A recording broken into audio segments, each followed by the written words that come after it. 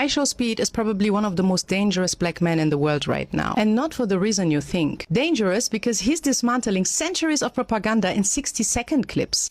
I didn't know Africa was such a beautiful country. They got cars, they got water, they got Wi-Fi. They made us think Africa was such a poor country, bro. Why are there cities and houses on the stream? Are you sure they just didn't secretly stream in Japan because they're supposed to live in mud huts with no technology? Millions of Americans and Europeans are experiencing a complete psychological breakdown on social media.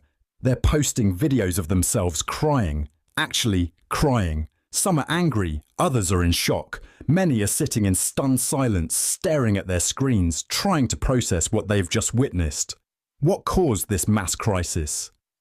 IShowspeed. Yes, IShowspeed. A young man with a camera walked through African cities and simply pressed record. That's it. That's all it took to shatter 400 years of carefully constructed lies. And now, the people who built those lies are panicking, because once you see the truth, you can never unsee it. For centuries, the West has carefully curated the image of Africa that reaches global audiences. Through news reports, documentaries, charity advertisements, and Hollywood films, they have painted our continent with one brush: poverty, disease, desperation, and helplessness. This narrative has served them well. It justifies their humanitarian interventions. It legitimizes their continued extraction of our resources. It positions them as saviors while we remain perpetual victims in the global imagination. But then came Speed. Through his highly viral African tour, broadcast live and unfiltered to millions across the globe, IShowspeed has shattered that carefully constructed illusion. His live streams from countries across our continent have become something far more significant than entertainment. They have become an act of digital decolonization, a counter-narrative so powerful that it has left Western audiences in a state of crisis, confusion, and even tears. The reactions have been nothing short of extraordinary. Across social media platforms, particularly TikTok, YouTube, and Twitter, American and European viewers who have spent their entire lives consuming Western media's portrayal of Africa are experiencing what can only be described as cognitive dissonance. They are watching Speed's streams and seeing vibrant cities with modern infrastructure, bustling markets filled with commerce, young people dressed in contemporary fashion, smartphones everywhere, luxury cars navigating well-paved roads, and crowds of thousands gathering not in desperation but in celebration. What I really love and admire about IShowspeed's Africa tour is the fact that he's showcasing Africa and all of its complexities and contradictions.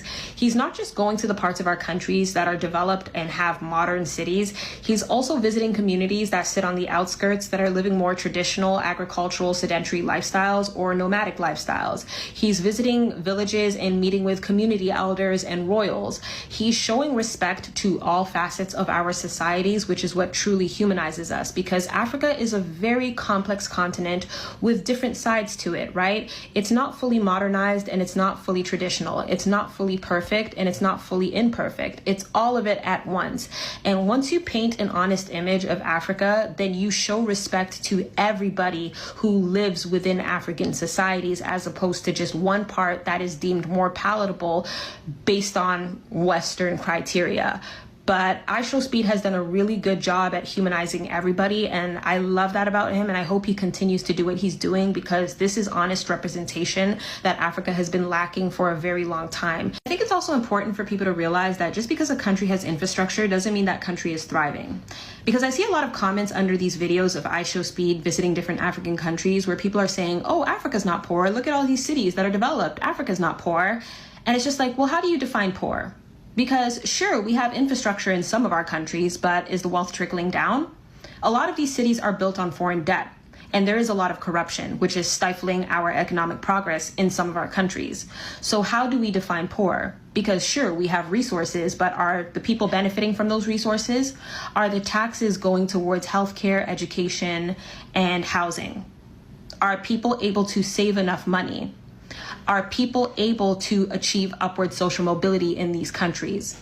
You can't look at the aesthetic of a country and assume that it's thriving, because there's countries in the West, such as Europe and North America, that have adequate infrastructure, and yet homelessness is insanely high.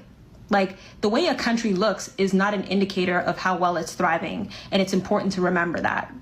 These are not isolated reactions. They are flooding in by the thousands, representing a mass awakening to a truth that Pan-Africanists have been shouting for generations. Africa is not what they told you it is.